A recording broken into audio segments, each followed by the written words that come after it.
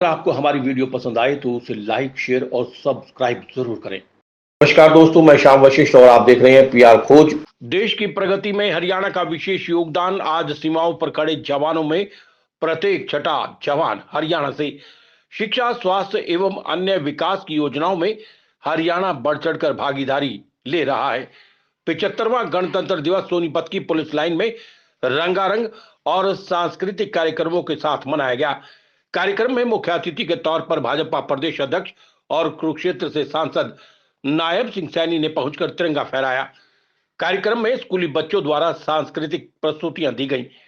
कार्यक्रम में मुख्य अतिथि के तौर पर पहुंचे कुरुक्षेत्र से सांसद नायब सिंह सैनी ने प्रदेशवासियों को गणतंत्र दिवस की बधाई देते हुए अपने संबोधन में कहा कि एक गणतंत्र देश के रूप में हमारा देश भारत पूरी दुनिया में विश्व शक्ति बनकर उभरा है, जिसका श्रेय हमारे देश के राजनेताओं, किसानों, मजदूरों और प्रशासनिक अधिकारियों को जाता है।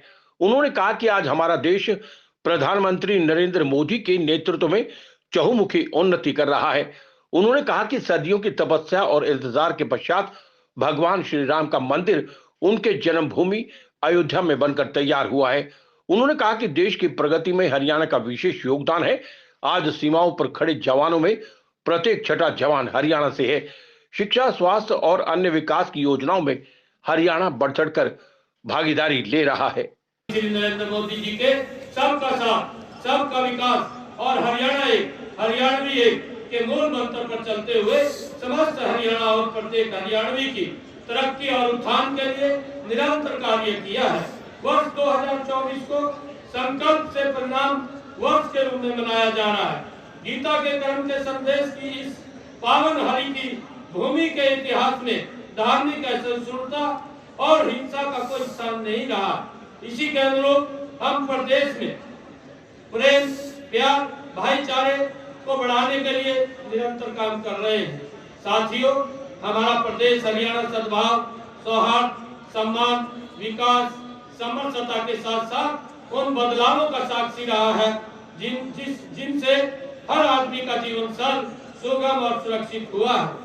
हमने जनसेवा और जनता के बीच दीवार बन चुकी व्यवस्था को हमारी सरकार ने न केवल बदलने का काम किया है, बल्कि ऐसी व्यवस्था देने का प्रयास किया है जिसमें जन जन को योजनाओं और सेवाओं का लाभ सरल तरीके से प्राप्त हो सके।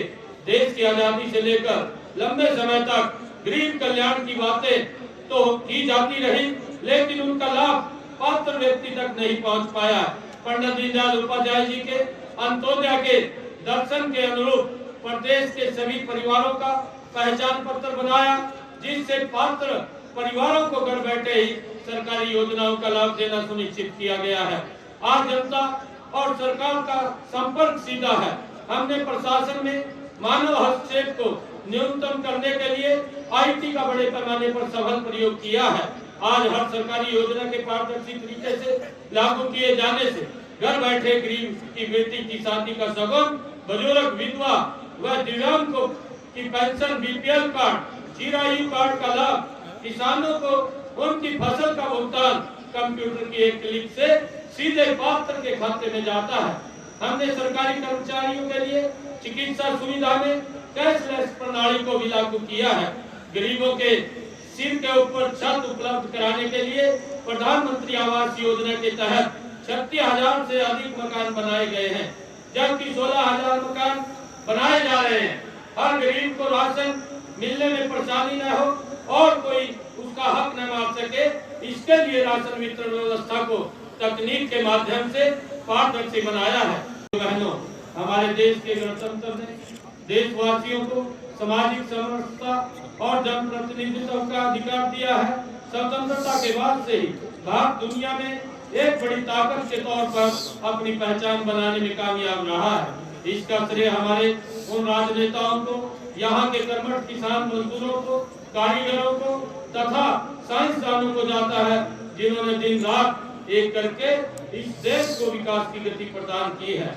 आज हमारा भारत देश प्रधानमंत्री श्री नरेंद्र मोदी जी के नेतृत्व में चहुमुखी प्रगति कर रहा है।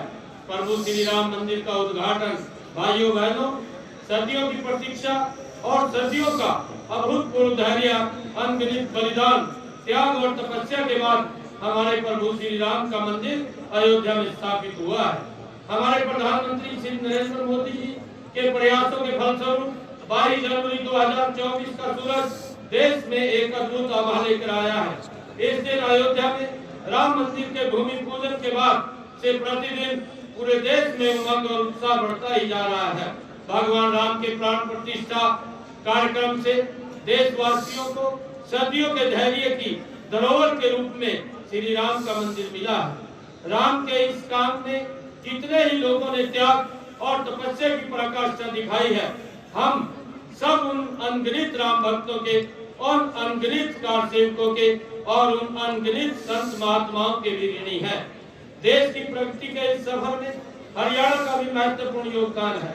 मुझे यह कहते हुए गर्व है कि हरियाणा ने भी प्रदेश के सामाजिक आर्थिक विकास को नए आयाम प्रदान किए हैं।